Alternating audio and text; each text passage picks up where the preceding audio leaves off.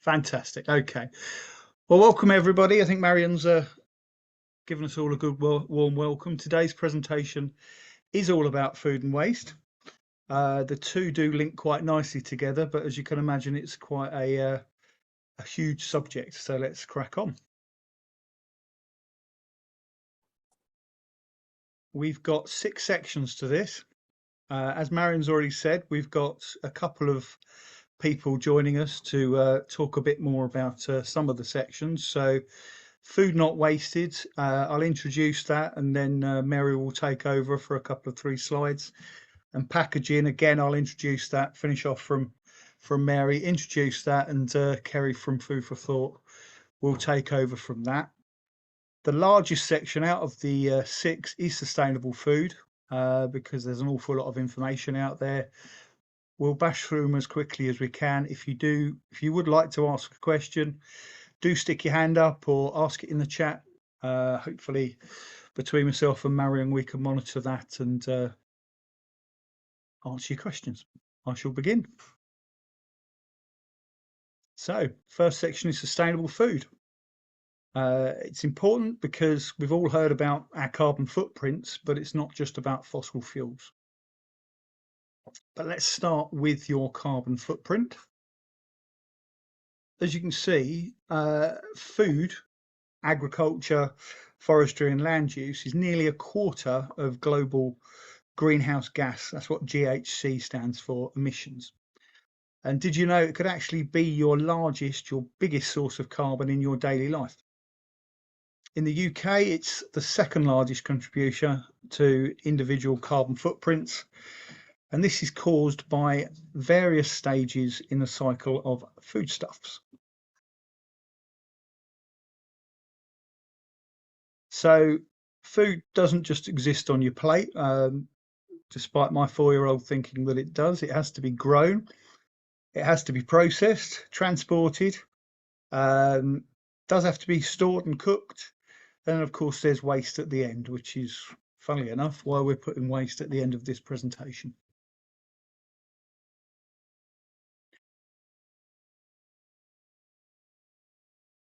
The big thing is each stage will have its own and very different impact on a food's carbon footprint. Knowing how your food is produced is as important as the amount of food that you have. So the same food can have huge differences depending on where it's comes from or how it's made, if you like. Here's an example for you. Beef cattle raised on deforested land are responsible for 12 times more greenhouse gas emissions than cows reared on natural pastures, like in Europe, for instance.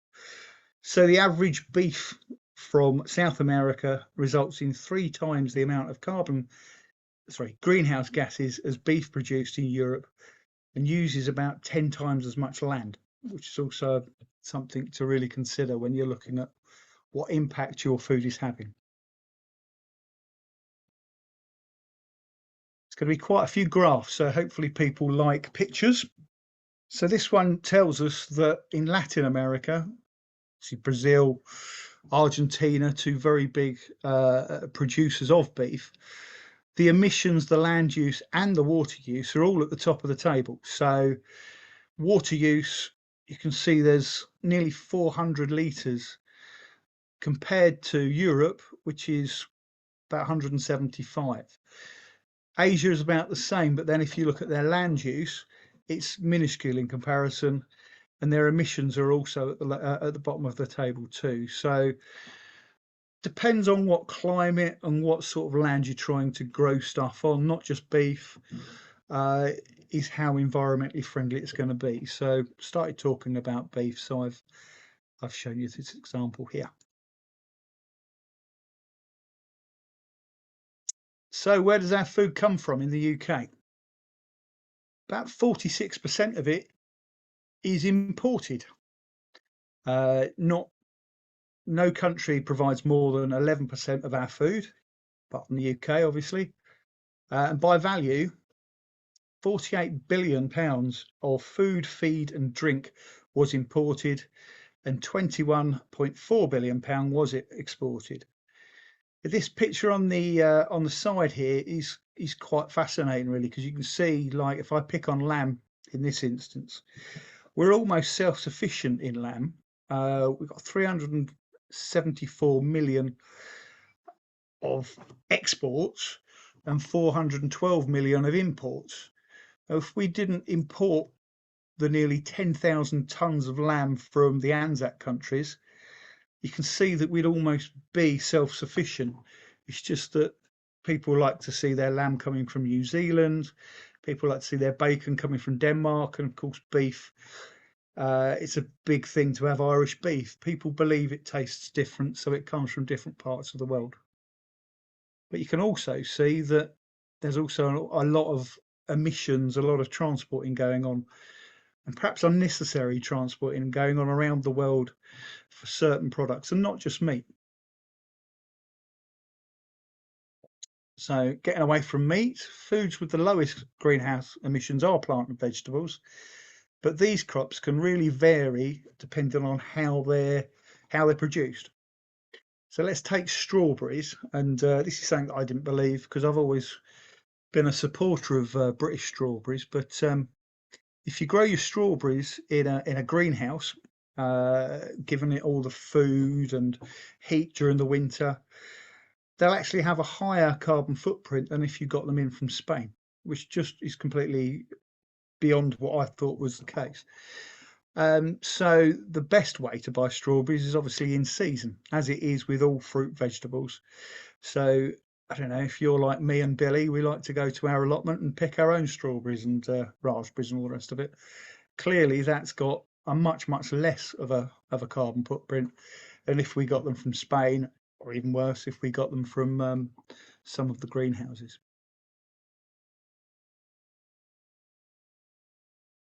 Something that's becoming more popular is to buy local foods, and a lot of food is made in Northamptonshire. Made in Northamptonshire is a big networking group that supports all sorts of local producers.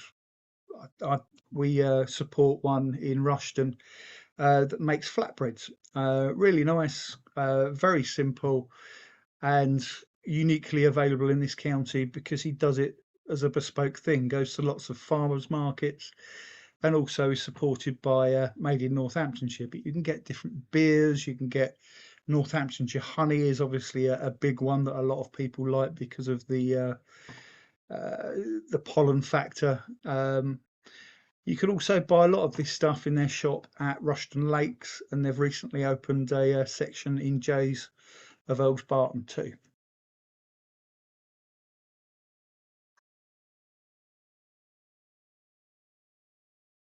Now, this is interesting. Where can I find my products' food miles? Unless you go into Made in Northamptonshire or a local farmers market, or you've got links with local producers, it's almost impossible to know how far your food's travelled. In this country, the law requires meat, fish, and seafood to have labels for countries of origin, but it doesn't tell you where it's been in between, where it's come from. An example, completely unfood related, sorry, is flowers. A lot of flowers come from Africa, but most of them go to Holland first and then are distributed from Holland to other places in Europe. And obviously that just adds to the miles for that particular product. So bananas, for instance, here are going 5,500 miles on average. So obviously some are coming further, some are a little bit closer. There's your strawberries from Spain. Generally come by boat because obviously Spain's a bit closer than obviously wherever bananas are coming from. And oranges, again, they can come by road, by rail, by plane. They all add up to the food's carbon footprint, but quite a thing to sort of keep an eye on. Food miles are great, but actually it's only part of the story of a food's carbon footprint. What would be useful is if we had a carbon footprint label. Now, good old Tesco's started doing this a couple of years ago, and there's a label from one of their loaves of bread there. And then they found it was too much hard work because not everybody was doing it, and they had to do too much research to do each one. But products like corn, manufacturers, should I say, like corn, have restarted doing this, and other manufacturers, like including the ones behind Bisto and Kit Kat, are currently considering adding this to their package so that consumers can compare very, very easily how environmentally friendly their products are that they're buying.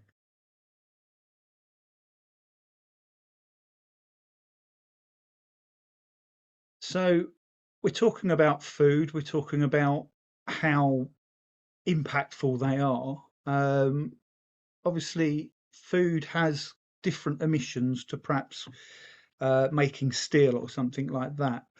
So it's not a surprise to see that actually food has a very low carbon dioxide emission rate. It's only 1.7% of carbon dioxide emissions, but it has 68% of nitrous oxide emissions and 47% of methane emissions. So as you can see, over the last sort of 20 years there, the emissions haven't really changed. You could say nitrous oxide's gone down a bit. That's possibly because more people are thinking about growing organically than possibly they were in 1990. But as a whole, these emissions are largely forgotten about because everybody talks about carbon dioxide all the time. That's quite a useful comparison. Where does nitrous oxide come from?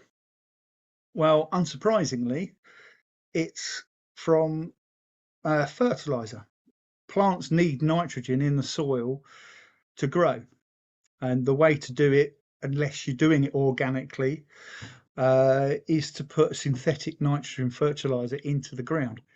The only problem is with that is it goes in the ground and it reacts, connects with a bit of oxygen, and then comes out as nitrous oxide, which, as you can see, is 265 times more potent than carbon dioxide. So for one molecule, if you like, for 1 pound of carbon dioxide, or should I say, for 1 pound of nitrous oxide, you'd need 265 pounds of carbon dioxide to have the same effect. And just like CO2, it spends over 100 years in the atmosphere before disintegrating. So there's a lot of talk about the Industrial Revolution and steam trains and the fact that we started it. And a lot of the stuff that happened 100 years ago is still causing our climate change. Obviously, what we're looking at with nitrogen in the soil through synthetic fertilizers is passing that on for another 100 years to other people. It also depletes the ozone layer. So it's not just fridges from the 1980s that make the hole in the ozone layer. So does synthetic nitrogen fertilizer.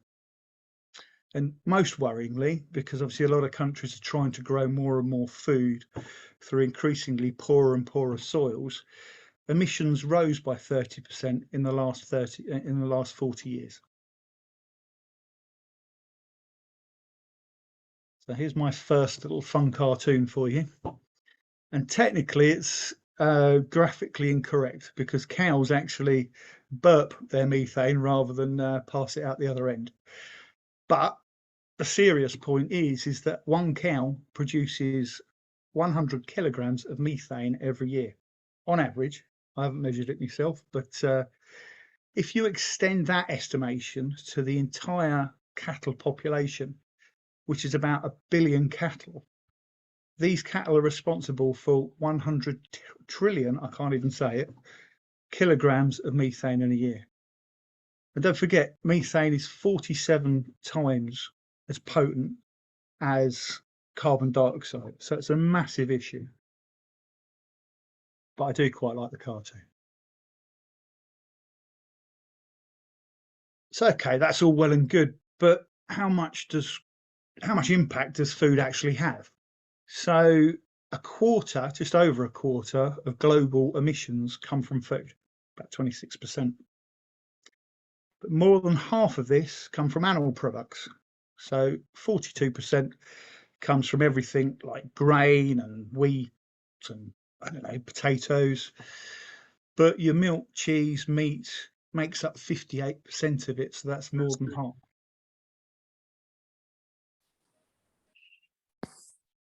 And here are your fluffy climate culprits, if you like. So for every kilogram of lamb that's produced, nearly 40 kilograms of carbon are produced. Compare that to tomatoes, you get 1 kilogram of tomatoes and approximately 1.5 kilograms of carbon dioxide is produced. That's the equivalent, because obviously a cow, for instance, will produce a lot more methane than they will carbon dioxide.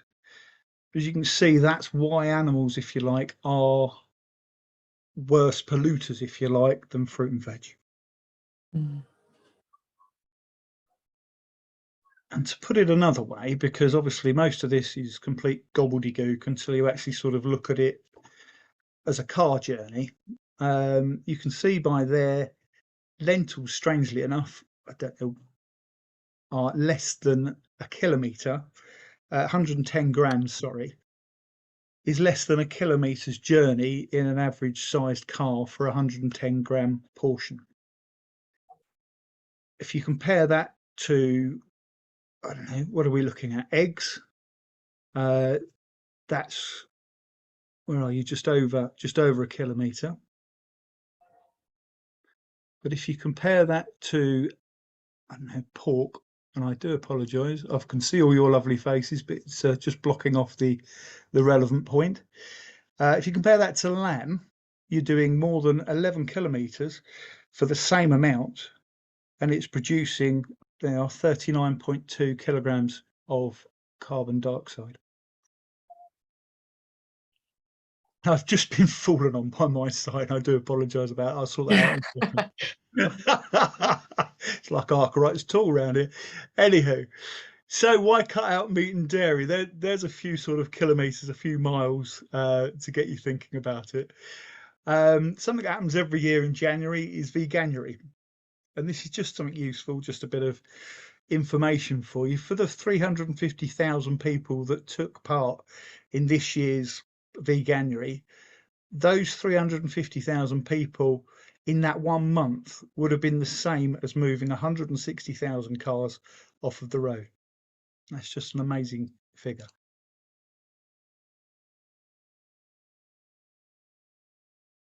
Okay, I'll sort my sign out in a second.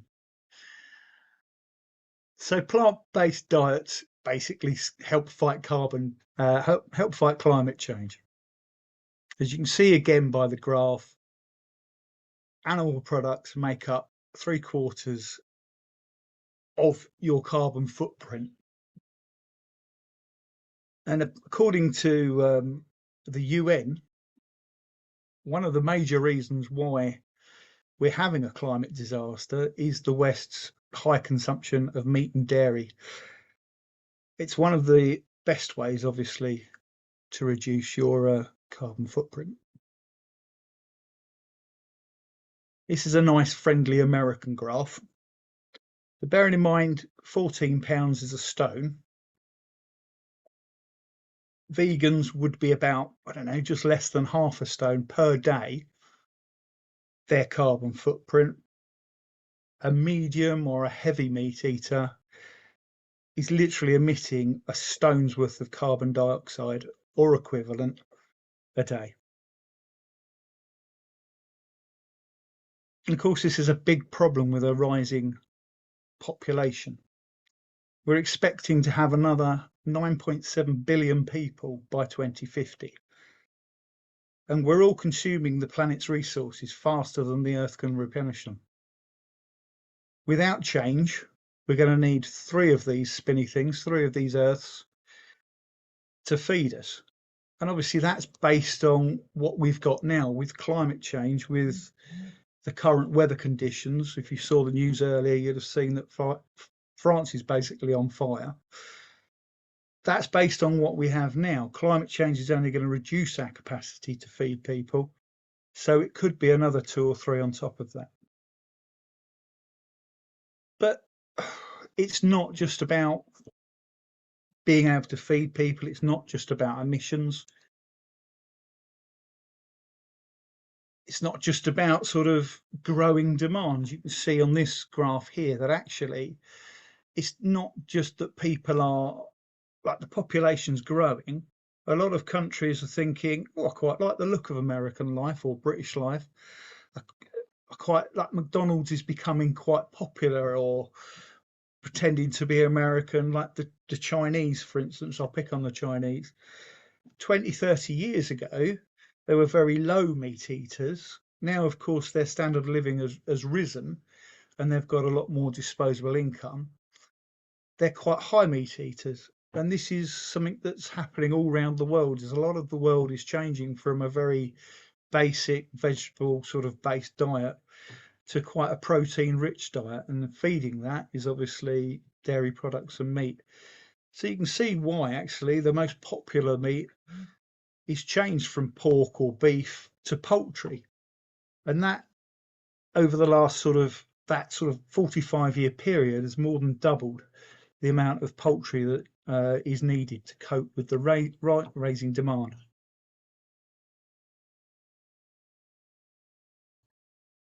As I was saying, like, it's not just sort of resources that are obvious. Obviously, this country tomorrow could be having a drought declared.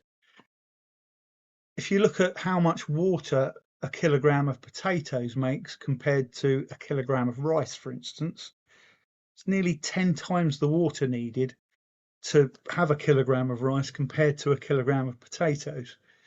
But of course, that's nothing compared to, say, beef. If you look at that, that's another 5 times at least. Crikey, I've probably gone and do my maths. But it's massive, the amount of water that is used to produce beef and lamb. And obviously that goes for dairy too, because they're coming out the same animals.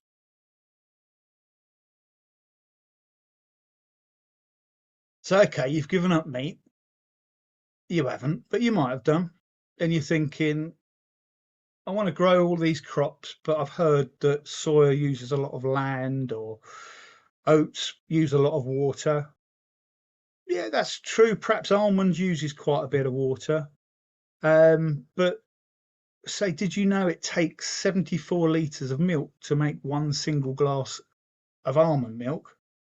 And rice milk is quite thirsty too, needing 54 litres per glass. But the numbers are still really, really quite low compared to dairy milk. And of course, they're much higher than soy or oat milk. The interesting part about this graph is that obviously the land use and the emissions of non-dairy milks are far less than that of their dairy equivalent.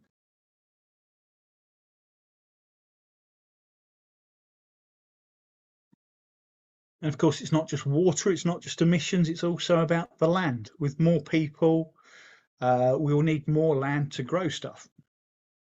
And of course, more land for people to live on. So if you take the world as a whole globe, there's only 29% of it that's land. Only 71% of that land is habitable, or you can grow something on it. You could argue that there's the glacier percentage is probably going down a bit, but I would argue to counter that the barren land is going to massively increase. But take today's figures, 71%.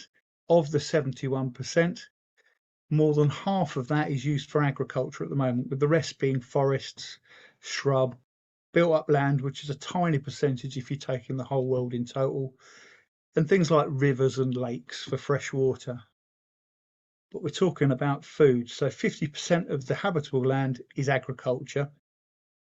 77% of the land that's used for agriculture is used for livestock, meat, and dairy. And that includes animal production, food production for those animals. That leaves 23% for growing crops for you and me.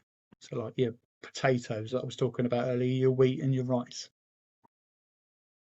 If you had, I don't know, if you're an alien sort of looking at the world and you're typing up on your calculator and you thought, okay, I've got 70% of the land being used for 18% of the calories.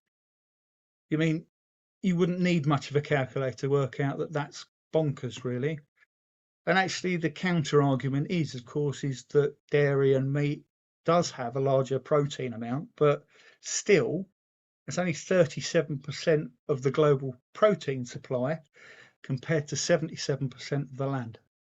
63% of global protein supply still comes from plants like nuts, and a lot of food does have protein. A lot of plants do have protein.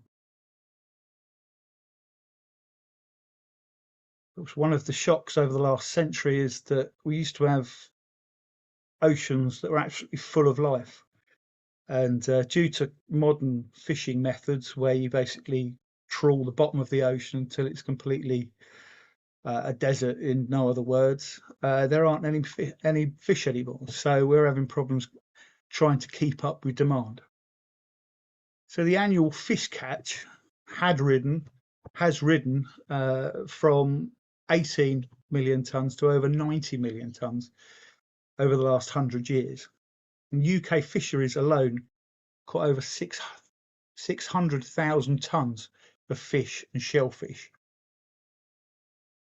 in 2011. So 40% of global marine catch is bycatch due to laws to try and stop overfishing.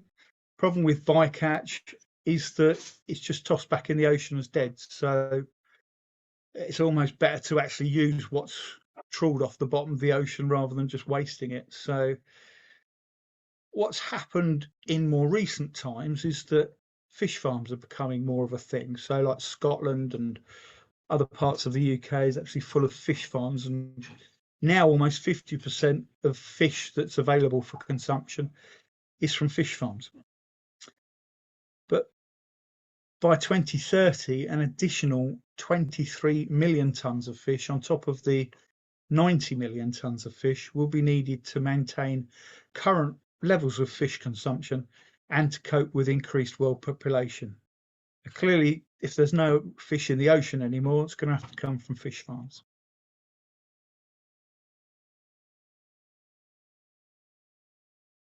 We're back to land use again. So this is quite interesting because we're a nation of nations. We've got 4 nations within us, but obviously England is a very different looking country to, say, Scotland, because there are more opportunities to grow crops. So although, as you can see, 72% in England and Northern Ireland is farmland, only 26% in Scotland is actually farmland. A lot of that is natural or semi-natural places like hilltops. Just over a third in total of the UK land mass could be termed semi or natural, and that includes moorland used by sheep farmers. But of course, most of the UK landmass, 57%, is devoted to agriculture, but only 25% is devoted to arable cropland, be that wheat or potatoes or whatever.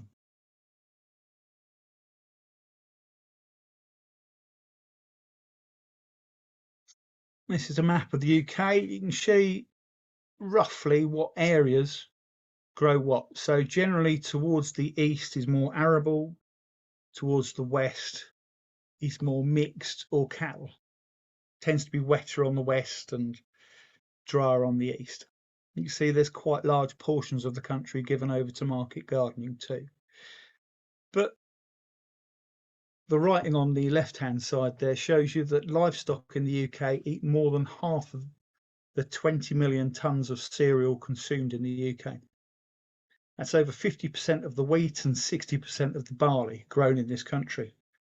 Doesn't include all the turnips or whatever else farmers do grow for their cattle and stuff to keep them over the winter.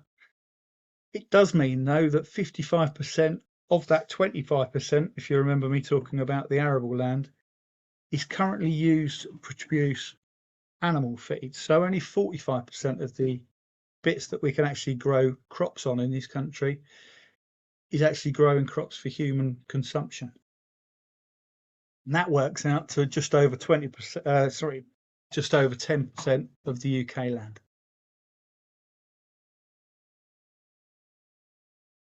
So if I had a magic wand, I'd be Tinkerbell. I think Marion's got a magic wand. I'd try and grow crops for people. If we used all the cropland in the UK, we could be self-sufficient growing food. We wouldn't have to import anything. That would cut down a lot of transportation emissions. It would also improve our food security, and it would give the country more than enough calorific protein for the nation's entire use. Again, there's some graphs there for you to look at how the countries of this country are divided up. So you can see the second lightest blue color is the stuff that people can grow stuff on. And as you can see by that, England being the biggest country contributes most of that. So for instance, in Scotland, where are you? 80% of the land is either grass or rough grazing.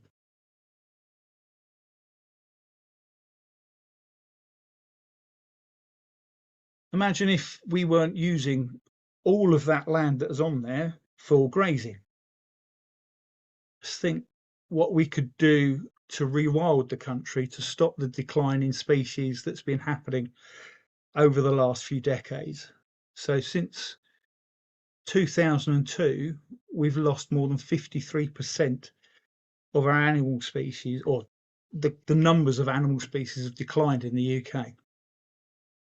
66% decline in the number of hedgehogs since 1995. I can't remember the last time I saw a hedgehog.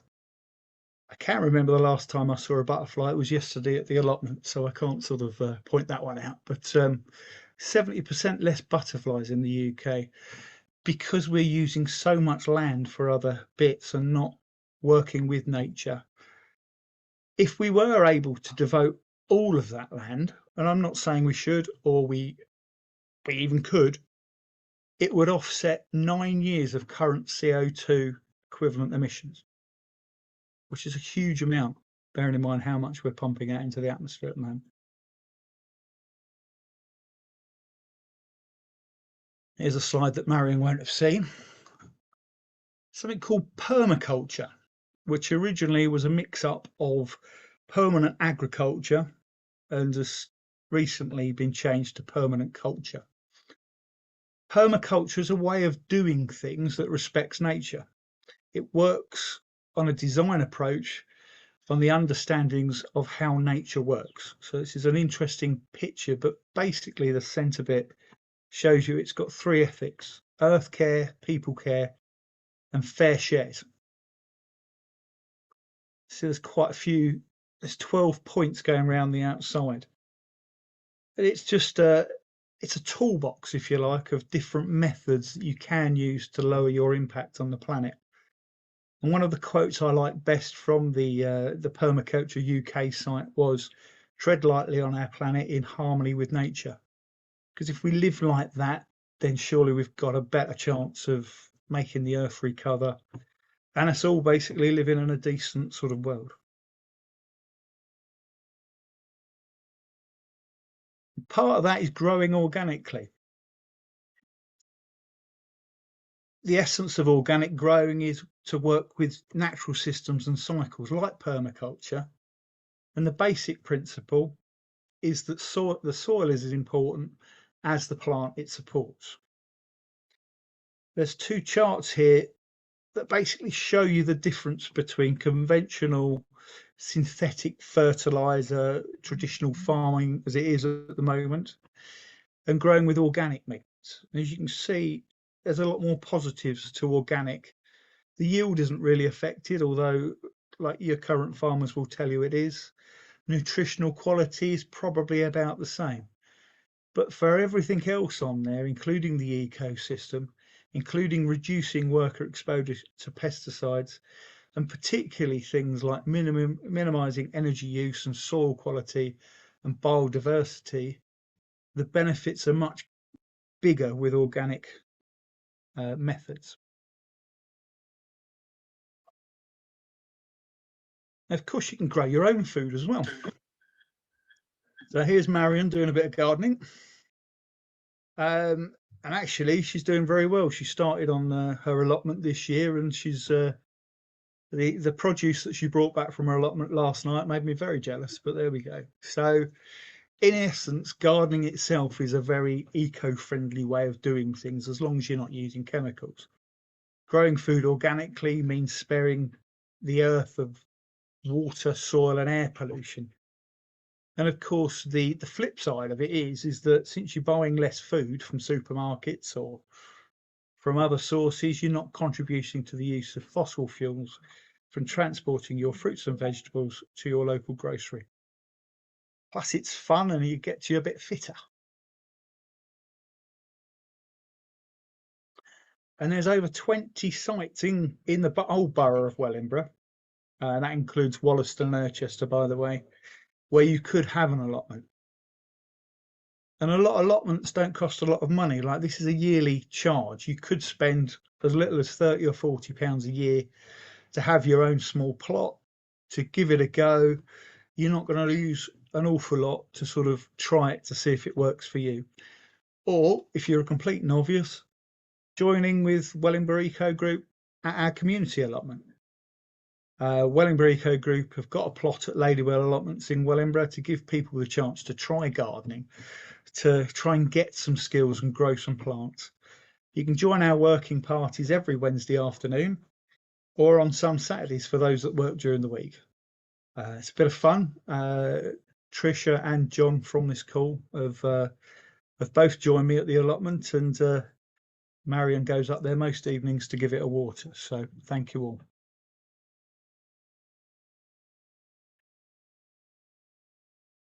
Okay, so moving on, this is our second section. And I'm hoping that Mary's still awake after our first section. Jonathan, yeah, just before we listen to Mary and her talk, would it be a good idea to just ask people if they've got any questions or thoughts about what you were just sharing about the food part of the conversation? It could be. That's if I can survive this stand. Would anybody like to ask any questions, or would you like to save them all to the end? There was things I was thinking. I suppose I know when you talked to me about this the other day, I was thinking, well, since we've got such a large amount of food that needs to be produced both nationally and globally, how do we switch it over to more sustainable ways of living? I know you've shared a few ideas, but in terms of scale, how do we switch that over? How can we?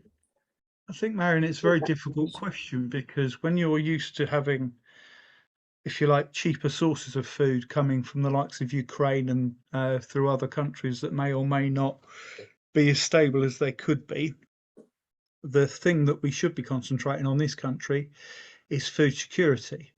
If this country has got itself to the point that it is at the moment, where it can only produce about half the food that it actually consumes, then we're in a pickle, aren't we? We've left the EU, so we can't expect any favours from our European partners. So yes, we're trying to strike like a food deal with India at the moment, which could actually make things worse, because one of their points on their sort of free trade thing is that they would like us to drop the rules that we've got for pesticides at the moment. So our standards would have to be lowered to have them as a free trade partner, so that we could take their produce, which would obviously only mean one thing, that our standards in this country would have to be lowered to be able to compete with the likes of India.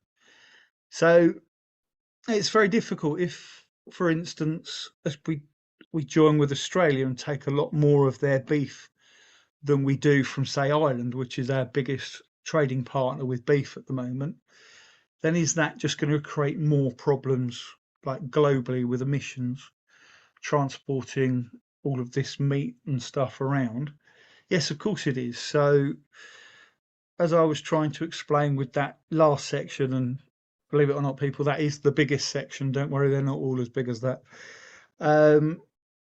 That's where we should be looking at, which was why I was sort of trying to advocate that possibly if we gave up a bit of the meat that we eat, then possibly we could produce more of the food for ourselves so that we are more food self-sufficient. And as a bonus, there are parts of the UK that you won't be able to grow food for humans, like Scotland or whatever. Why not rewild those areas and bring back some of the diversity that was in this country before we basically took over all the land and pushed all the animals out? Would you be able to just stop sharing the slides for a second? I can, if it will let me do it. Thank you. I can't stop it in a minute. Are you back, or is it still the slide? Still the slide. While you're trying to do that, can I just, not a question as such, but just thoughts on that whole thing was like quite mind-bending, even though I would say that I'm around that sort of topic of conversation more often than your average person. And it just like the facts, the figures are astounding. And I think you touched on it when you said about how, was it to do with the protein or the crops and whether it's comparable or not with sort of pesticides and organic and stuff.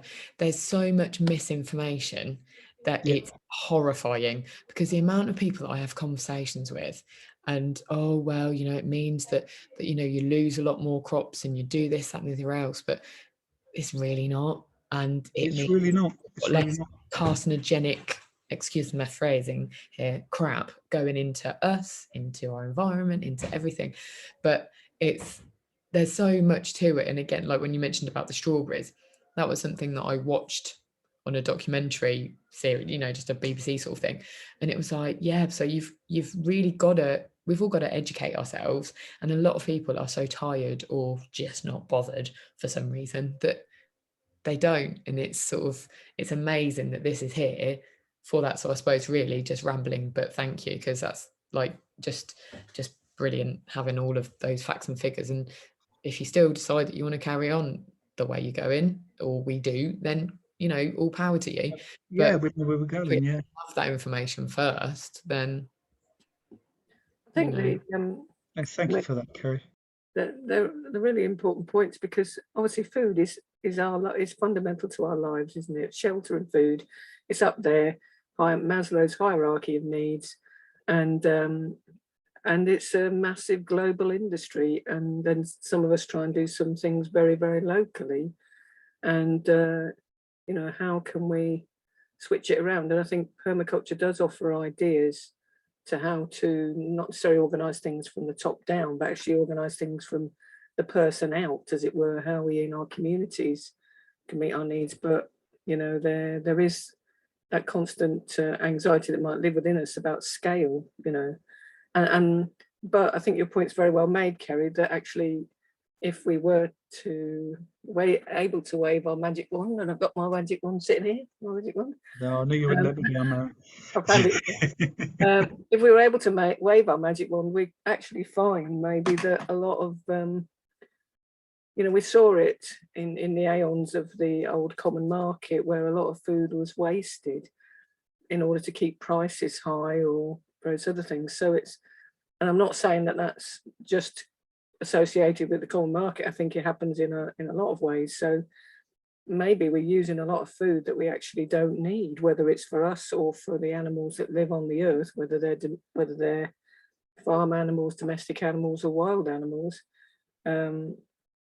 We're wasting a lot within the processes, and perhaps that's a bit like the energy challenge that we're facing. You know, we're using a lot of energy, but actually half of the things that we want the energy for are actually necessary anyway. So I see. I think you're right, Marion. I think there's a lot more challenges that I could have gone into, and the stuff that you have to, like Kerry was touching on, the stuff that you see on the internet and the amount of misinformation that's on there. You just like, this all can't be true. You've got to try and find a happy medium. It can't be as disastrous as it sounds. But that was the mild stuff. I think Trisha's got her hand up. It might be John, of course. Yeah, it is. You know, you said about we seem to, I think I got this right, that we seem to, the amount of land we import and the amount we export are broadly similar. within 25. Absolutely, yeah. And you mentioned that was because people like the idea of New Zealand lamb. Is that the only reason, or is there a historical? Because that's just bonkers, isn't it? It's completely bonkers. That the main reason is that, but also there is the reason that traditionally, like British people like particular cuts. So, for instance, we like to go for the more luxurious cuts that perhaps other countries will be. They will be more, I don't know, happy with the less luxurious cuts. So it may not be that the whole sheep, if you like, is coming from New Zealand. Perhaps I'm not an expert on parts of sheep, but the juicy bits could all be coming to England, and the less juicy bits could be going to China, for instance, because your Anzac countries, particularly Australia, with their beef, supply a lot of meat to China that historically hasn't been that productive in doing that, because they've been largely a vegetarian stroke low meat eating country. So of course Australia, with its wide open spaces, can sort of fulfill that gap. But again, like I say, it just depends on where it's going. We're not all the same, but it is mind-blowingly stupid, I think, is the nicest way of putting it. Are there any more questions or thoughts? Or, I mean, when Jonathan and I went through this the other day, there was loads of things. Yeah. I think it took us almost as long to actually present it as I said. I quickly whizzed through it, and I think we talked about every slide. But there we go. I mean, this is the thing. It's obviously food is so important to us, but actually starting to think differently in our communities about how we can meet our needs. I mean, Jonathan mentioned about allotments or community allotments or people growing at home, and maybe that's a gap in the sense of actually helping people to understand how to do that, and learn the skills to do that, because a lot of people will have lost the skills to be able to do that. Can we create, I mean, this is part of our project, can we create community networks of solution? I mean, Jonathan and I were on a course a few months ago about carbon literacy, and the lady delivering the course, she suggested they had a project. She lives in London, and they had a project going around, advertised in the community, to go and pick fruit from people's trees and various areas to where those people weren't using that fruit, to pass on to other people in the community, and to make best use of all that nature provides for us already. So it is thinking differently in a community about how we can help each other at least meet some of our food needs. But obviously a lot of us are reliant on the global systems and the national systems. Kerry. That's brilliant. I'm sorry, I'm joining in again, but that's such a brilliant point though. And I think that's where all of this links in with everything, because that would require us to talk to each other. That would require people to talk to their neighbours and be part of a community. And like the other day, literally my partner and I had taken, so Sunday morning is our one day as a family, we take the dog, our nearly 4-year-old, and off for a walk. And there's we're quite lucky where we are, there's a bit of a paddock, and even though we're in the centre of Northampton, because we're not lucky enough to live in Wellingborough, and we, unfortunately, it's getting seasonably early for them, but we've got a load of blackberries, we've got a load of plums, left some for the birds obviously, and then when we came back, our friend at the road, a little girl, had come with us, and we'd said about, we'd pick these fruits and all the rest of it, and she was like, some of the neighbours' apples are falling down, and like we can get them so you can have them. And then she was like, actually, can you come with me and tell me whether this is a fig tree, because it looks like a fig tree, and there's like a little alleyway and it's all overhanging, all falling on the floor. The most delicious figs you've ever tasted in your life. Honestly, it was just, oh my God. And this stuff just, we from where we could see, we weren't looking into their garden or anything, like we're not, peeping toms, but you could see like there were plum trees, there were 2 fig trees, there were apple trees, there were, oh God. And you just think, if we just linked this all up and we all spoke to each other a little bit more, neighbours swapping stuff that they're growing in their garden, they've got a glut of courgettes and they're never going to eat them all, but someone else has got all the runner beans, and it's that wider. Makes perfect sense, doesn't it? Just Shall we me. carry on with the presentation? I can't see if anybody's got their hands. Awesome. Yes. Fabulous. We shall move on if it will let me. Okay. Wasting food is driving me bananas. I think that sums it up completely, this picture.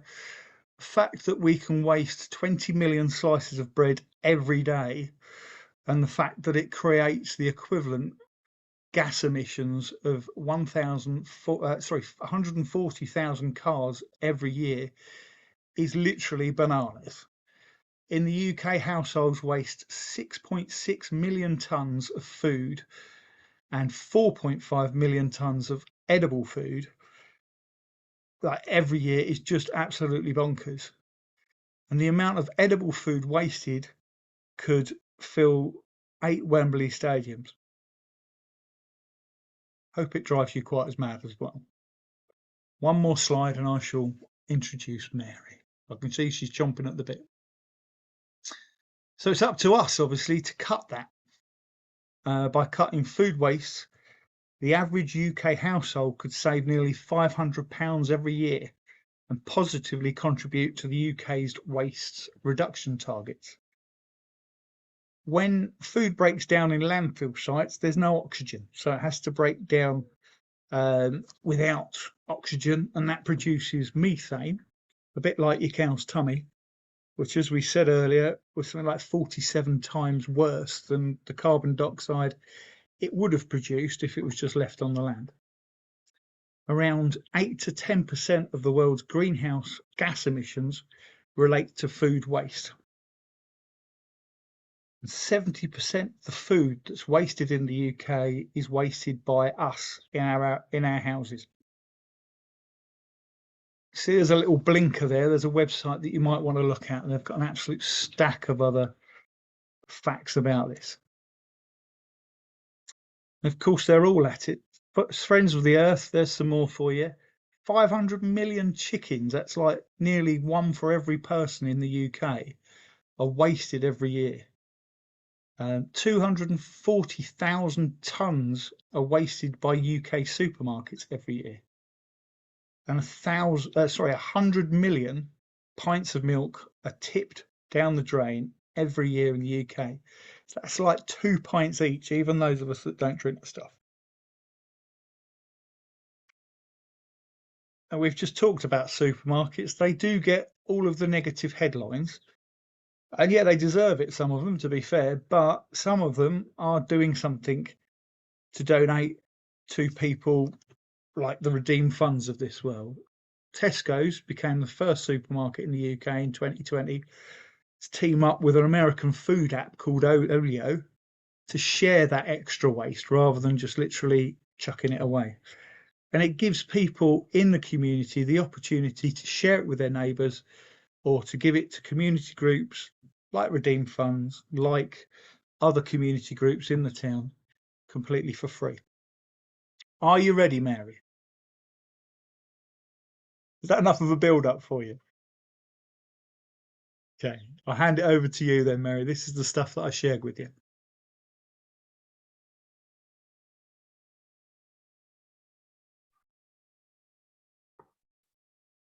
Hello again. Right. Jonathan, you have pretty much said everything. Right. I run and co-founded this local food bank called Redeem Funds. Why Redeem Funds and how did it started? A little bit will be, I moved to Wellingborough in 2016. And then when I moved in here, I was a member of Middle Baptist Church. Then going to church, I realized they do a Friday night party. So basically, like, we cook food, we bring it there, and we were welcome to all the families who would want to come in the Friday night with their kids, play games, offer food. So that thing was happening. And then as you're doing those things, you get to know people. And then when you are too close, people share their struggle, their worries, their concern, so you just built a bond. And after that, COVID happened. And when COVID happened, by the time we have pretty much, we always tend to have every Friday around 60 people, including children and adults, and it was a lovely environment. But then when COVID happened, we had to stop everything altogether. And then it bothers me because myself, I've got 4 kids, and I was like, because I knew a couple of families, not all the family who came there had, they were struggling. However, there were a few families who were genuinely struggling. And I was a bit worried and concerned, like, where are these people getting help from now? Who is helping them? If they're struggling with the food wise, where are they getting this from?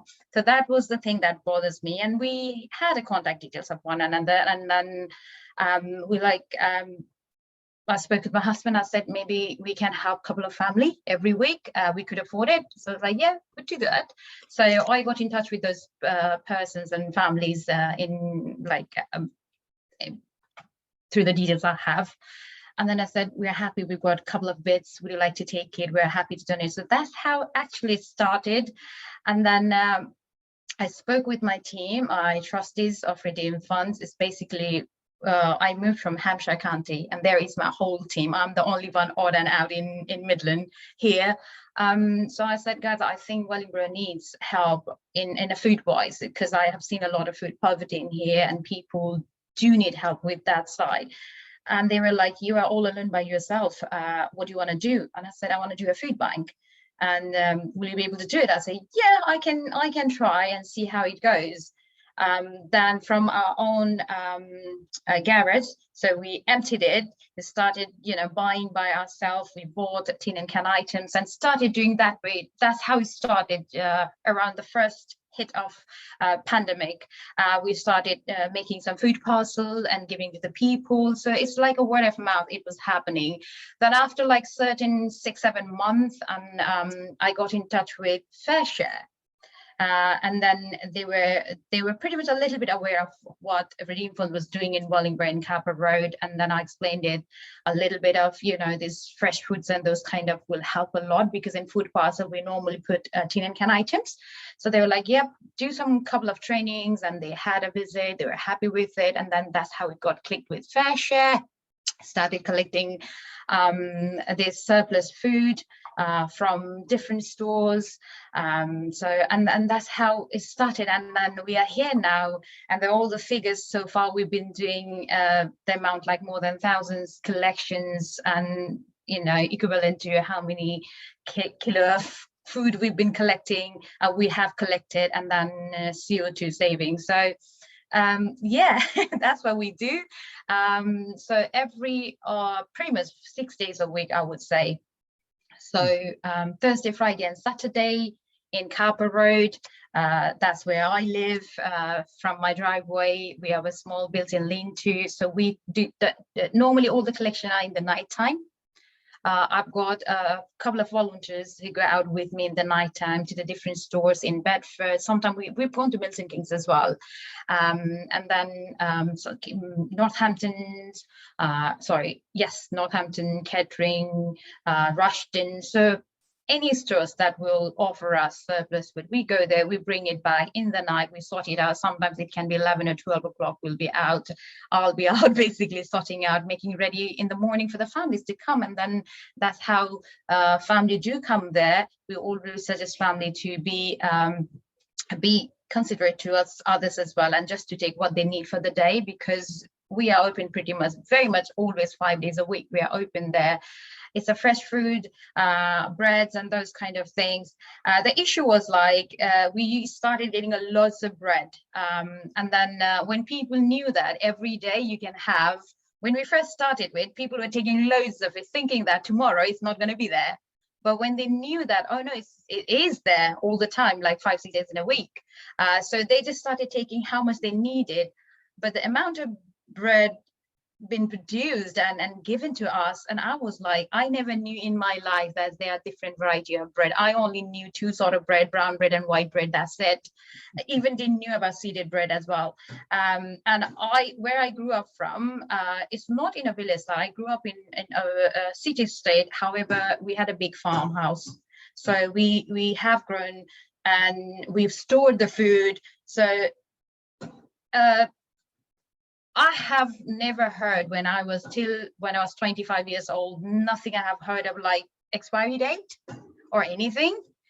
So there wasn't any expiry date in the food that I ate so far, and then I find myself, I'm still alive, healthy, haven't taken any antibiotics in my life till this day. So, well, we're eating good then, that means. So I didn't understand the concept when people are like, oh, but that's like past best before. I said, it's absolutely fine. This potato's nothing wrong. This bread's nothing wrong. It tastes good. It's not molded. So it did take a bit of a time for people, because even though people were coming there, some people were checking the dates. Most of the food we get are past best before, or maybe 1 day past best before. But then it was a little bit of, what do we say, struggle to make people understand that it's okay. It's okay. Then what we started doing is like taking them out of the bag, the same items, taking them out of the bag, put them on the food crate, and people are happy to take because they haven't seen that label or sticker like past best before. So with the excess amount of food, sometimes we offer them to the allotment for their compost if there is too much rotten and that's not edible for animals. Most of the items that's, you know, this more than we have than what we have offered it to families, and then that's more than enough. Then we give it to the farm, like for chicken farms, and in return we do get eggs, and we offer that eggs to the families. We supply loads of breads and you know, spare veggies, whatever we have, to animals in need. And I think 2 or 3, minimum 3 times in a week they do come here, and they do the collection. They know where it is. We have a small corner with color-coded crates for them, and they know where their stuff are. They come and they take it. So that's I don't know what to say more. You've done very well, Mary. I thought that was fab. I don't think you've bigged yourself enough on all this collected food and stuff like that, because if you compare the details on here, because I was looking at your website and then you told me off for having the wrong details. I originally showed something that showed that you saved like 14,684 kilograms of food going into landfill, but that was October last year. Last year, yeah. If you compare that in 10 months or whatever it is, 10 months to today, like you're now at 75,424 kilograms of food. So you've added another 60,000 kilograms of food in 10 months. 10 months, yeah. I just think that's just a phenomenal amount. Like, forget about all the other stuff, because we could go through all the details, but you can imagine what percentage of those details, the amount of food that you're saving per year, is just an absolutely phenomenal amount. Did Kerry have her hand up, or was I dreaming? I literally wanted to just clap, because that's absolutely bloody incredible. Because, like you say, from climate change and footprint, that is immense. But then all of those people, like, you probably just take it for given that you're doing that, but that's like breathtakingly amazing. So well done, you. Absolutely. No, I think that's fab. Thank you. Marion's either clapping or I think she's clapping. I like that. Fantastic. Thank you. Thank you, Mary. I know that took an awful lot for you. I know you like to talk, but not necessarily in public. I'm probably going to get myself in trouble, so I'll quit whilst I'm ahead there. But you can see the stuff that Mary does. She supports 60 families on average. It could be 70, it could be 50. She even gives like flowers to a lot of people, because obviously flowers is another thing that you've got to use, or they just go off. But yeah, what an absolute fabulous place to visit. And like I say, what's today? You're there tomorrow, aren't you, Mary, from about 10 o'clock in the morning? Yeah. If you want to go and check out what she's got, go and say hello to her. Absolutely. And the thing is, like, I haven't labeled it like it's just for the people who are on benefits. It's out there for everybody, every families, any families who thinks, you know, they are struggling, or who wants to, I mean, like, not even struggling, who just think like they need to save the environment. Do come there. Otherwise that food going to go into landfill. It's not going to do good.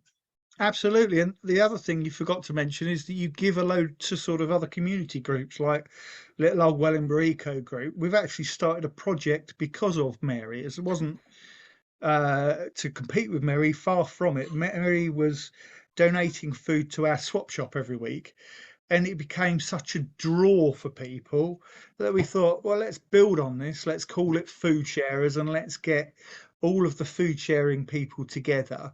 And what happens now, I go and collect some food from Mary on a Tuesday. I take it, and from the other one on Shakespeare Road and Tanya, I take it, and quite often you get other food coming back to you. Like Tanya got a massive, great big box of apples that one of the local caterers delivered to us because they couldn't use all the apples. So it was like, wow, now all your customers have now got loads of apples. And it's just, that's the way food sharing should work. If we've got overs, then we need to kind of share together. And that's why Little Old Wellingborough Eco Group on a Tuesday afternoon thought, well, let's try and sort of make Yeah, Jonathan, echoing with what you said earlier, that so many people have got allotment now, and then it's good that they know it's in here. I have seen so many people like, oh, we've got marrow in our allotment, do you want it? So many people have started bringing marrows, what was the rhubarbs, you know, I tend to get berries and everything, and I'm like, yeah, do bring it, whatever you've got, do bring it, and what's in here, if you need some, take it from here. So we have started doing that, and also we support the local schools as well, especially for the children. When we have more fruits and those, we always separate our boxes. So sometimes we send it to Ruskin Avenue School, sometimes Barnabas School, sometimes Our Lady, and there's a youth club in St. Mark's Church. So and any other groups within Wellingborough where we can reach out if they are doing any event and they need help. We are always there. We always said, do let me know in advance. I will set out the food boxes where the fruits or whatever you needed, and that's there for you, you know. So we've been liaising with the group as well. It's just supporting one another in whatever possible way we could. And our forte is food. So it is. It's fabulous. Yeah, absolutely excellent. And there we go. There's your present, Mary, a big food monster in New York. Obviously not all of the food that goes to animals in need, and obviously we're not able to save all of the food from local supermarkets. Quite often goes in the bin. This is just the last slide on this section, but obviously in the old days, apples used to fall off trees and rot. But humans have interrupted that by entombing all this food in sort of landfill. And that's where it produces all that methane, all those really damaging sort of gases that we were talking about earlier. Another way of doing this is obviously composting it. So like as Mary was talking about earlier, she does give me some waste for the allotment. I chuck it on the compost heap down there. Next year we've got some compost. But some councils in East Northamptonshire and Corby, Greg will probably correct me, do actually go around and collect old food so they can break down the non-plant-based foods into biogas and a mixture of water and solids.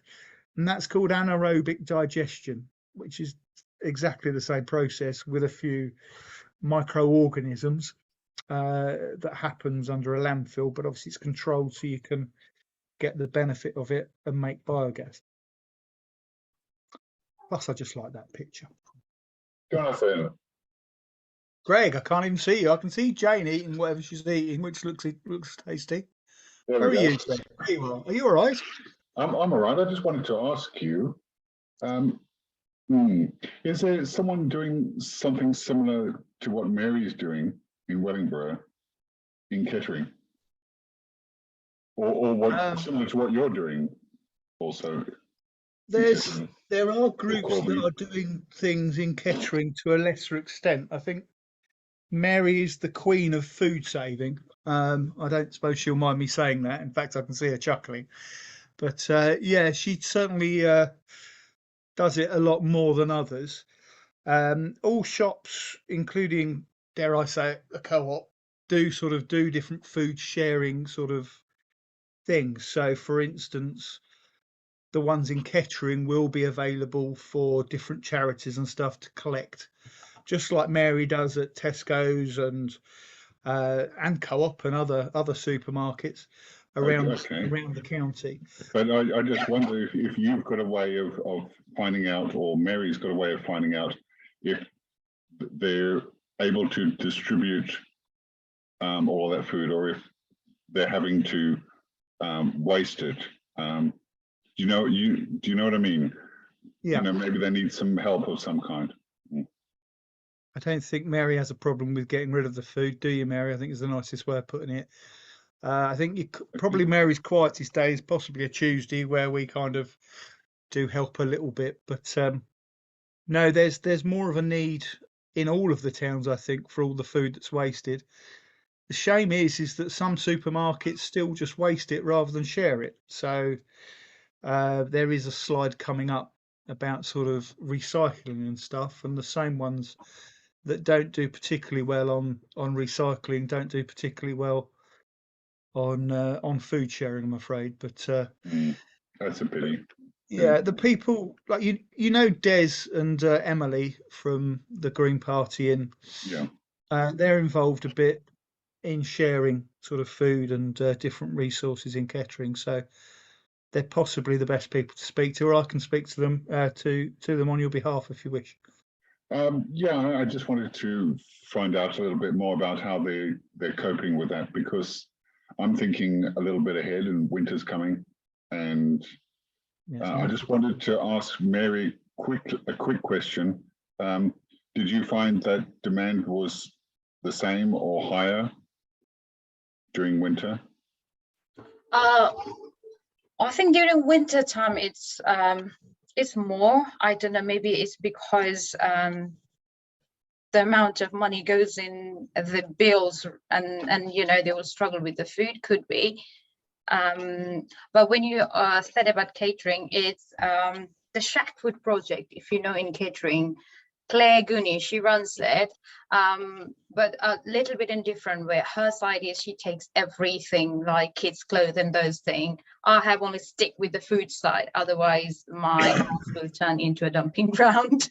So okay, that's brilliant. I wonder whether you could type that into the chat area, and then I'll make a note of it. Fabulous. The other thing to say to you is there's quite a few in-kind projects about, like for instance Wollaston and Bossier in kind. They're sort of spread liberally around the country, so that could be one to look out for too. Marion, you've got your hands. Yeah, just to pass on some information to you, Greg. There is a network called the North Northamptonshire Sustainable Food Network. Yes, I've seen that. Yeah. And I think I haven't been able to attend their meetings recently, but I haven't looked at their website either for a while, I'm afraid. But it is. But I think really we need to be able to, you know, with the new councils arriving, it went from Wellingborough organisations working together to people trying to work together, you know, across the county, which is good. But also we've lost a bit of focus of how to support people as a group within the kind of Wellingborough Old Borough area. And there are a lot of groups within the Wellingborough Old Borough area. And actually the council or others helping bring some coordination to that to help those groups connect. I mean, some of them connect with each other and some of them just operate in isolation. But, you know, given the major challenges now facing everyone, I think any work that North Northampton Council can do to help join people up and support those groups is going to be essential. I mean, I know the council has put out recently, sorry, I've turned this off.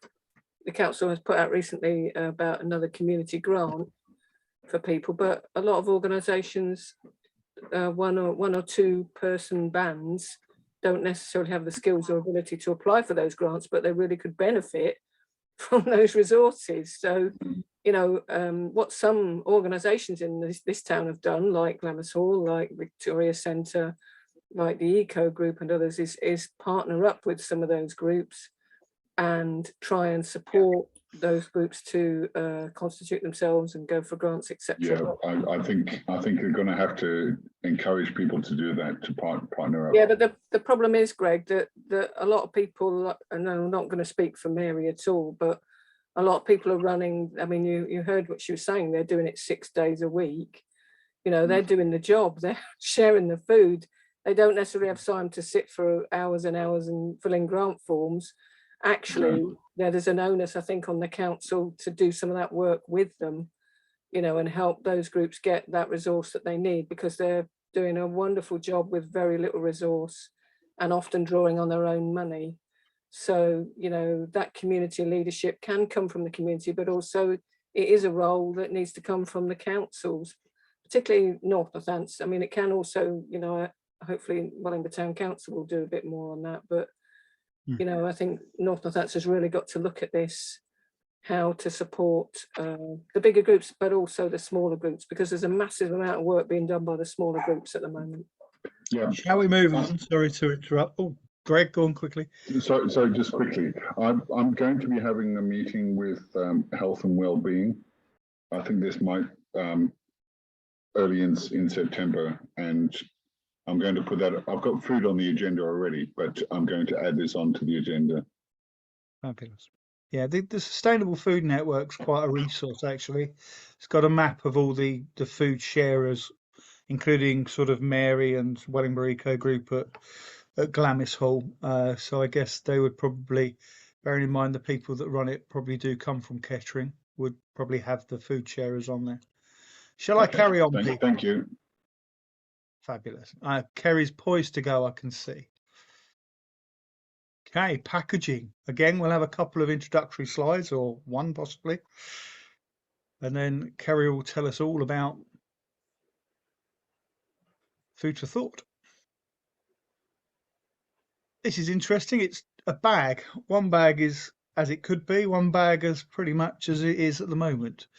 But a quarter of all UK domestic waste is packaging, which can be difficult or even impossible to recycle. And as we've all heard, plastic is particularly harmful to wildlife, be that on land or in the oceans. Over to you, Kerry. Thank you.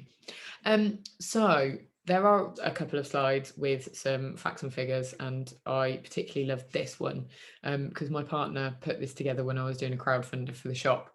And you sort of like, at first you look at it and you're like, oh, it looks like a shark and it's growing, you know, but everything is made out of plastic, because it's estimated, obviously, as you can read, imagine, that by 2050 there'll be more plastic than fish in the seas and oceans. Now, that is very outdated, and it's more likely to be within my daughter's childhood within the next few years. And that's terrifying. And that's one of the reasons why I started Food for Thought, because we're looking at climate change and, you know, the inevitability of a lot of things going on and the bad stuff, and I'm just going to shove depression in the mix. So I had my daughter nearly to the day 4 years ago, and was very much struck by postnatal depression. And for me, one of the symptoms of that is that I was absolutely obsessed by, and obviously it was unhealthy, but I think Marion mentioned about, you know, the anxiety that a lot of us felt it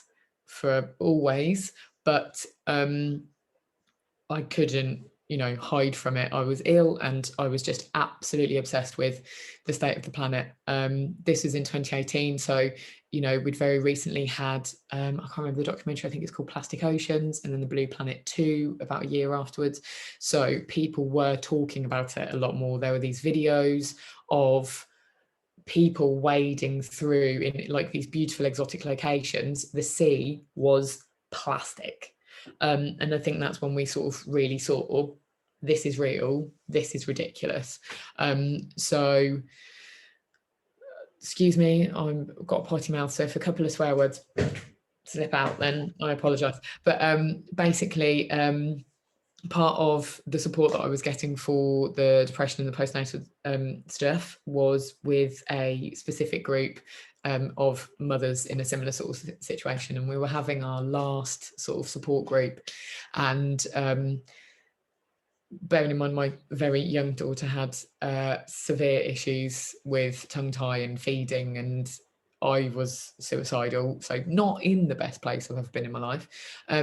I was like, right, I'm like, for this picnic, I'm going to make everything from scratch, because not to be like, oh, I'm a great mum. It was more like, I just couldn't face going to a supermarket and buying loads of plastic crap, you know, just for a picnic for one day. It made no sense in my head. And then I did what everybody does. after a party, and I was sifting through the bins to see what I could compost, what I could recycle, what could I take home and reuse. And I've had this through my life, but people were taking the piss, basically. They were taking the mick, and, you know, it was a little bit sort of like jibing, but, you know, it's kind of like, leave off. You know, I know it's not normal, but I was severely worried about the planet. And, you know, to me, it makes no sense to chuck away all this stuff. And they were jibing me, and I just went, well, you see, I'll do something about it. I'll start up a zero waste shop or something, which was laughable, but it kind of stuck with me. And I, after, you know, lots of lying awake at night and thinking, you know, this is ridiculous. I've got no experience in retail, and I've got no money, and I'm not in a good place, and I've got a young daughter, and all the rest of it. I started thinking about it, started putting the word out. And in 2020, December 2020, obviously the easiest of times for business, I decided, well, we opened Food for Thought. So, oh, there you go. There are some pictures. So it's, if you obviously all know Wellingborough inside out, and I know some of you lovely people.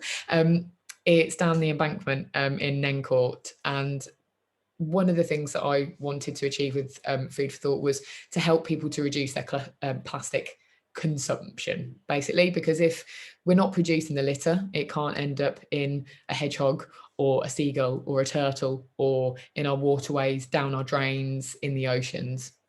And a lot of plastic pollution is down to countries that basically don't have the infrastructure in place to remove rubbish. So stuff gets tipped into rivers and streams, but equally a lot of it is from our crap, you know, crisp packets that are as old as me washing up on shores. It's ridiculous. So the way a refill shop works is that you reuse stuff that's still got life in it. There's so much that I could say on this topic, and I know everyone's absolutely knackered, and if you're like me, you're hungry and want your dinner, but it's about reusing your crisp packets, even, or your old rice packets, your jam jars, a pillowcase, whatever you like. If it's, you know, able to contain something. I mean, the local rapeseed oil in the pillowcase probably won't work so well, but, you know, your egg-free noodles, they'll work really well in a pillowcase or a tote bag. So the whole idea is you get what you need, and you don't have as much of the plastic crap. So you, on the top picture there, you can't see at all, but there's herbs, spices, there's teas, coffees, hot chocolate, and yes, it really is vegan, because people are like, no, it can't be. It is. Rice, pasta, pulses, the more healthy stuff, and then a little bit of the other stuff that, you know, gives balance, dried fruits, nuts, and all the rest of it. And for me, it was about the packaging, but I think what we've touched on is having that community of like-minded people. And I, for various reasons, had never really felt like I belonged anywhere.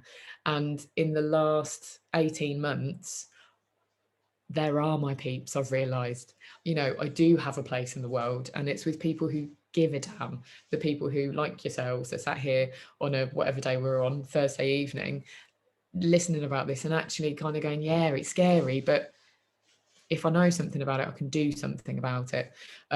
So yes, if we consider what plastic is doing to us, to the environment, it's horrifying, you know, the chemical leaching and all the rest of it. I won't go too much into the depressing stuff about that.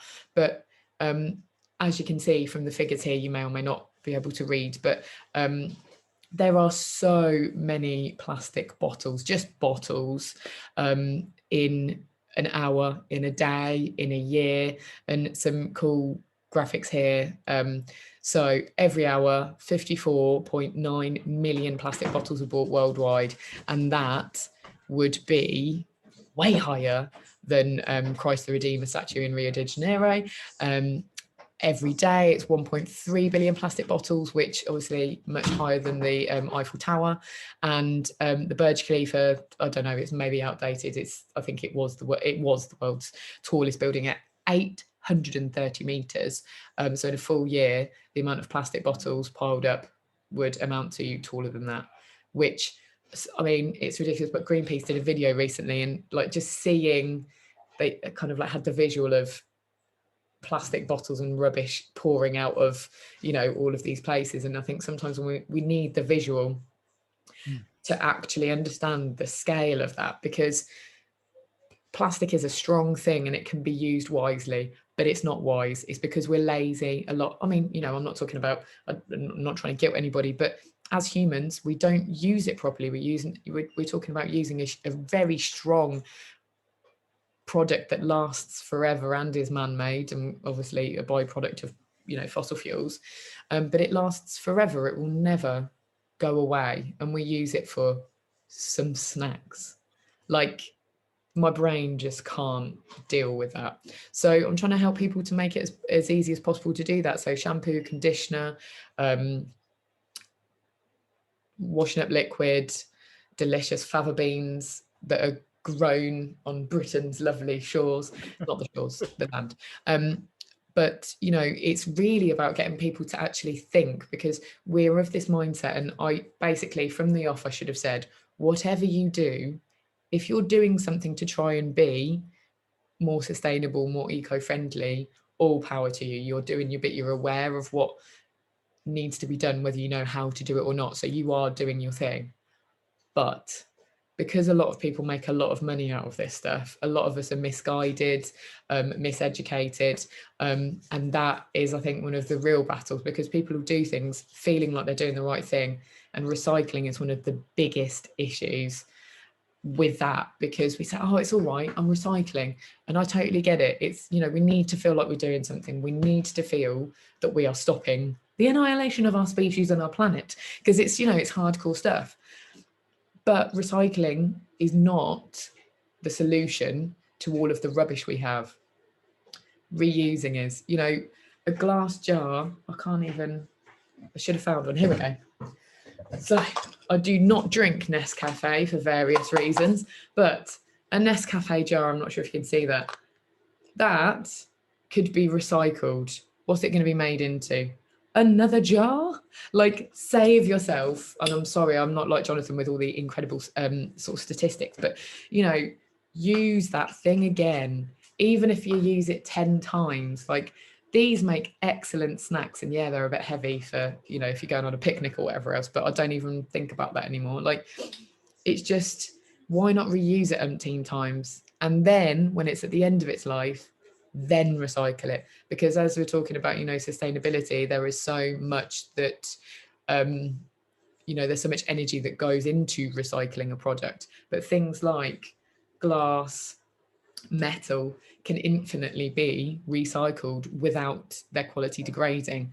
Plastic, unfortunately, that's not the case. So it's got a limited amount of times that it can be recycled. So for instance, Phil is one of the products that I stock, and I try and have as much local stuff as possible. Please shut me up if you need me to, by the way. Do you need me to? No, you're doing so well, crikey. You've almost done the last sections for me already. Oh, It's great. oh, I thought, oh, look, you should No, let you me know. haven't. I'd been No, like, don't- come on I've there. got so many more stats for everybody. We're going to be here till midnight. Oh, Give Phil, I'll it beat up. that. But Phil, they have the so it's laundry liquid, some body stuff as well, but cleaning products. They're vegan, biodegradable, you know, all of the better stuff that we want from cleaning products, and they work really well. But the 200-litre drums that I get my stuff in, they're fizzy. They get them from an unnamed fizzy drinks supplier. So they buy them off the fizzy drinks company that uses these things once and then apparently recycles them. Now, these things are like the amount of, I love a little experiment. So I'll sort of like, no, it's not an experiment, but I'll give it a kick and I'll go, look, you see how thick that plastic is? Can you imagine the amount of energy it takes to recycle that? Whereas Phil used them, you refill from me, I refill from them, those tubs go back to them in Findon, and we're just lucky that they're on our doorstep. They do it with zero waste, you know, things up and down the country. And then when it's splitting and can't do its job anymore, then it's recycled. And that is the main point. It's a circular economy. Instead of, I'm a person, I have a packet of crisps, I chuck the stuff in the bin, that is going in a line, and that line ends up in our land. It's like, would you stand there and chuck a packet of crisps into a field? I wouldn't. I Or think you are doing the rest of my presentation for me, which is okay, great. sorry. So there we go. That's food for thought. Because we've probably not got enough time to do the rest of it. So that's right. But no, Kerry's done an amazing job, and she's also got an amazing pose going on in this picture here. I love a good. I can't do serious. I She just can't do serious. It was an amazing thing. And actually, if you want to know more about what Kerry does, if you did wellingboroughecogroup.org.uk/map, we've got 2 absolutely fantastic videos of Kerry showing us all around her shop. Or even better still, go down to the Emporium. Food for thought on where are you, Kerry? Go on. Nen Court. Nen Court, yes. And where the old brewery is, basically. That's right, yeah. Yeah. So sorry, I haven't got beer at the moment, but I am going for my license. Oh, So, you fabulous. Well, that's excellent, yeah. because that's one of my favourite subjects, but nobody needs to know that. Oh, okay. The next time. But I would like to say that Kerry's fava beans are absolutely awesome. So she takes the opportunity to sell those to me every time I go in. So I like I have to twist your arm. You're like, I'm in for the beans. And the boy comes in for his sugar mouse. But there we go. I think Marion's got her hand up. Hi, Kerry. I love the idea of refill shops. I remember when I was a kid and we used to, my pocket money was 10p a week. And we used to go into the shop and buy a bottle of pop. And then the following week, we'd take that bottle of pop back and get another half a penny to add to our pile of money for the following week. Yeah, the collection. And then we went around collecting bottles and returning to the shops and various other things. So I know you refill a lot of things at your shop, but yeah, is there any way? And there's been talk for a long time about starting a new bottle return scheme, or whatever phrase it is. Mm-hmm. Is that something that you might be able to do from your shop, or is that something else? Is it a bigger? It's definitely something that I'm looking at, because I basically I want everything refillable. So when I was doing my research, so I've got a lot of local suppliers. So I was saying to the ketchups, I was saying to the chutneys, I was saying, oh, how can we refill? How can we do this?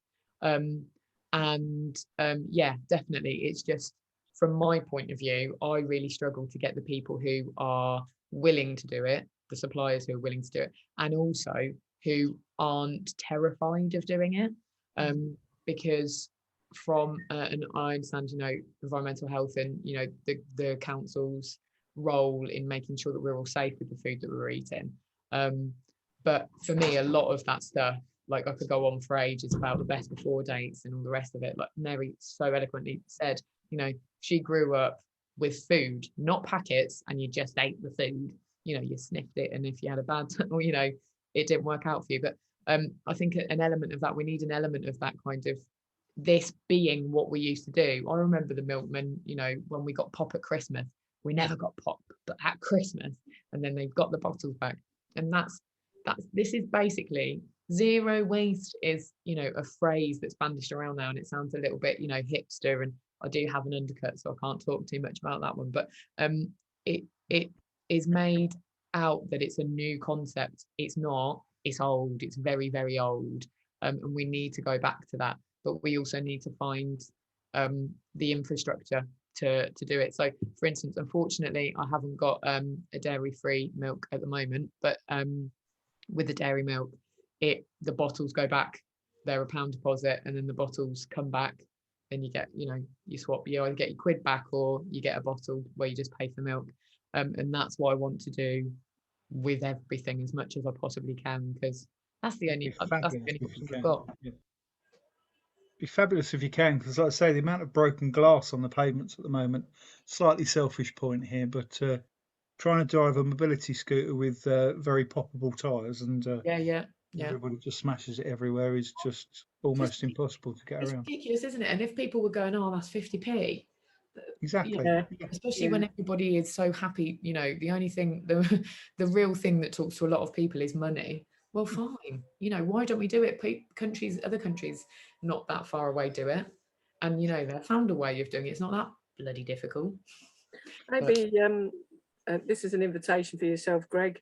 Maybe this is something North Northampton Council could look at, working with organisations like Food for Thought. Most definitely. Be about piloting a local scheme. Yeah. Doesn't have to be a massive scheme. No. Just has to be something we could start, particularly since North Northampton Council also hosts the environmental health section. Yeah. And seeing, you know, are there things that could be done to make that process a safe process? Yeah. But also a refillable.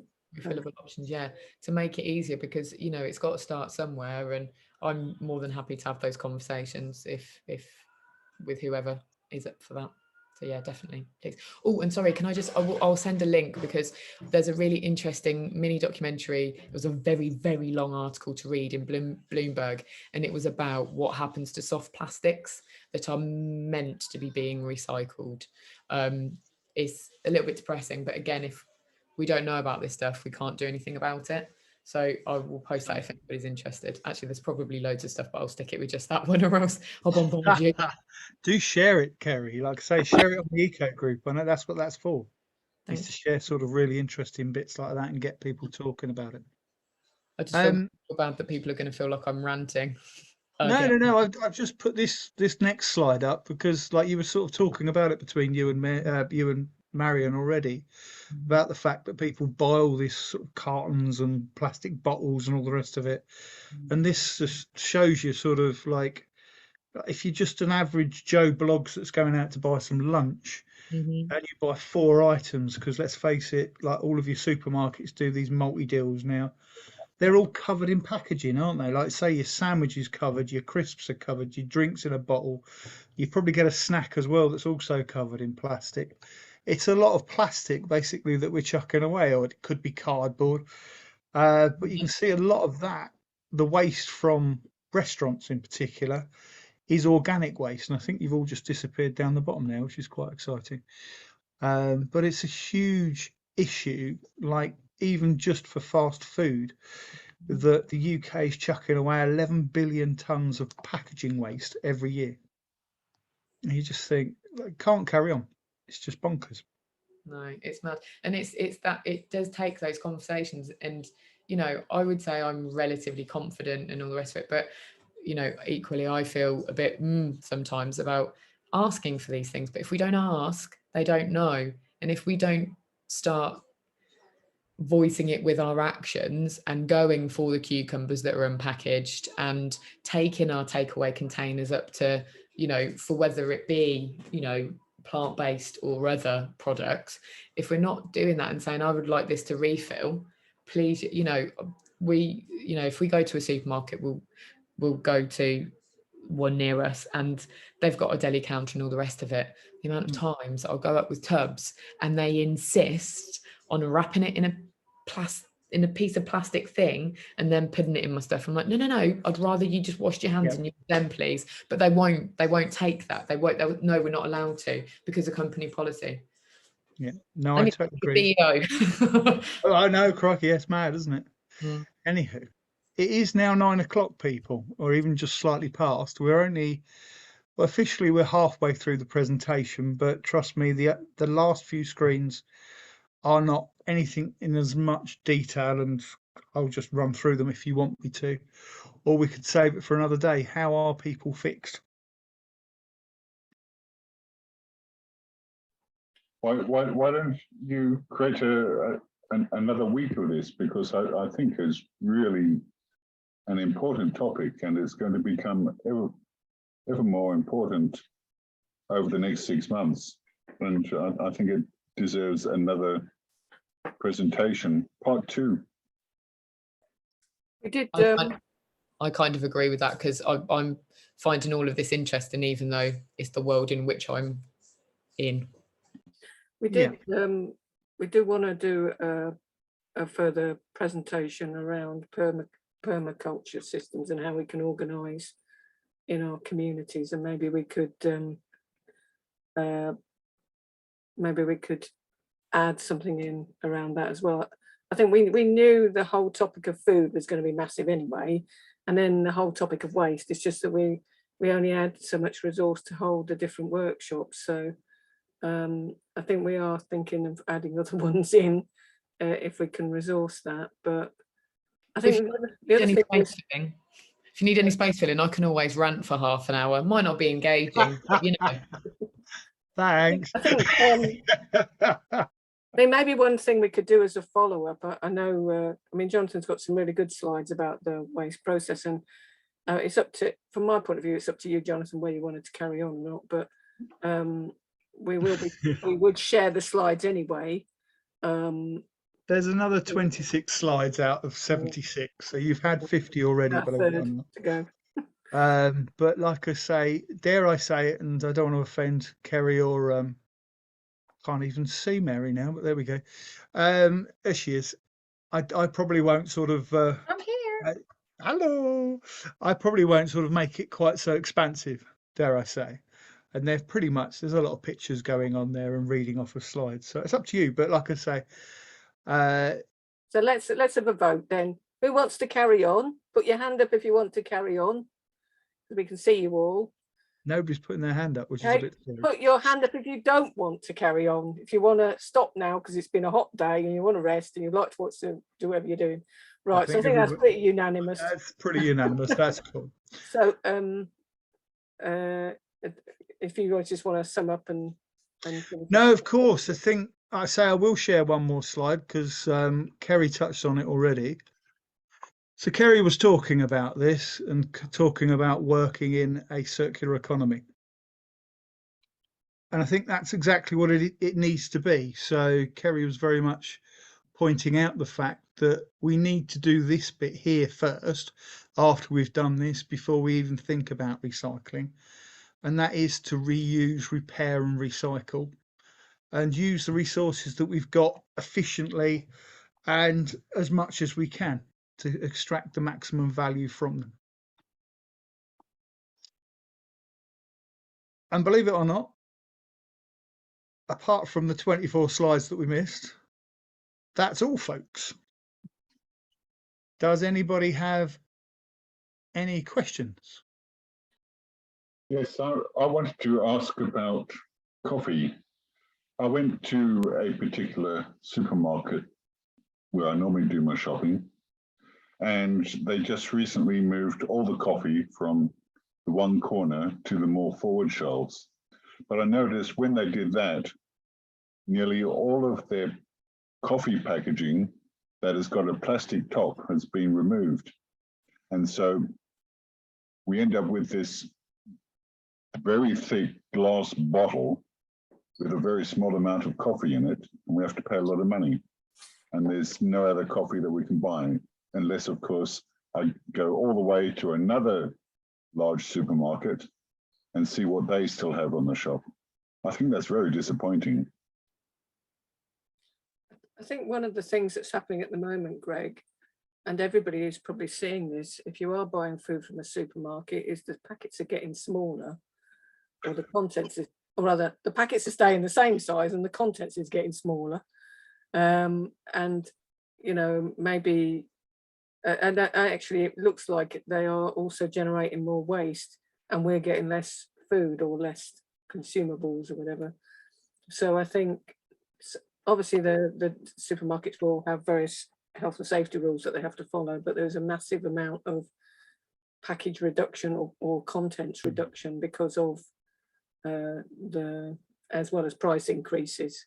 So we're seeing a massive shifts in the way that packaging is being put forward, let alone whether it, I don't think it's responding to reducing waste. It's more about making things look the same, even though they're much smaller. You see what I mean? I think supermarkets are a bit like politicians, Greg, dare I say it, that they're very good at responding to what they think people want and keeping up with demand, but not necessarily sort of leading the way. So, for instance, there was a few years ago a big switch to refill bags and stuff like that, so you could refill your jars or whatever. That seems to have disappeared. Thank you, John and Tricia. I've just seen your message. Thank you for joining us. But again, like Kerry, like a lot of the supermarkets, Tesco's had a go with their with their refilling things. They almost make it prohibitively expensive to actually do the right thing. So they do lead. They're famous for it, aren't they? Leading with things that aren't necessarily good for you. Most of their bog off offers are for the bad things in life rather than fruit and veg. But that's the problem with money being put before all else. Yeah. And that's part of a much bigger thing. And obviously, yeah, like I said, like some of the products that I have, for various reasons, they are glass because, for instance, there's a lining in tins, baked beans, tomatoes, whatever. And even though they say a lot of them are BPA free now, they're still not great. So personally, I'm like, oh, I want to avoid that. But then obviously the cost of a jar whacks things up, and then it's a heavier container, so that adds the carbon footprint. It's such a tricky one, but we've got the technology. The last few years have really shown that when we've got enough of a desire to do something, we can do things. But equally, oh yeah, I could go on about this forever, and I am absolutely starving, so I'm just going to stop talking. But yeah, it's so interesting and so It is. frustrating. On the flip side, it is a lot easier to recycle glass than it is tin cans. So, and as Kerry said earlier, it's a lot easier to recycle glass than it is plastic, and it lasts forever like metal. I think Harry's got his hand up next, if you don't mind me. Yeah, and they'll make that the last question because obviously people need to go. Yeah. Thank you very much, Jonathan. Stunning evening, really brilliant. There, at the end of the month of September, it's the Great Big Green Week, and we are, as the sort of West Northamptonshire bit of initiative, doing a different event each evening, and one of the evenings is all about food. And I just wanted to know whether you would be, in principle, interested in talking to us about collaborating on the food presentation, because it was, I mean, you've done our work for us and it's brilliant. So it's really a question for the whole team that's with us tonight. Would you be up for having a chat about the possibility of collaborating? Definitely. I don't know if I'm speaking out of turn, Mariam, but I'm always in for collaborating. Something that we're doing as Wellingborough Eco Group is hopefully celebrating a brand new project that's very exciting and doing lots of events during the Big Green Week. Something with me co-op hat on is we're doing a co-op live event the week after for Big Green Week. So that's like a county-wide thing that's happening in little old Wellingborough. So we're trying to embrace that, and if we can work with you on that, all to the good. Well, maybe also, I fully support what Jonathan was saying, actually, in terms of collaborating within the Climate Action Project. But I think the other thing we could do is have that discussion about, with Kerry and others, about what could we do to set up some other systems within the town, because so many of us going out litter picking and various other things, but let's get our heads together to see what would need to be done to help more things be bought or acquired, whatever, in a reusable way, Definitely.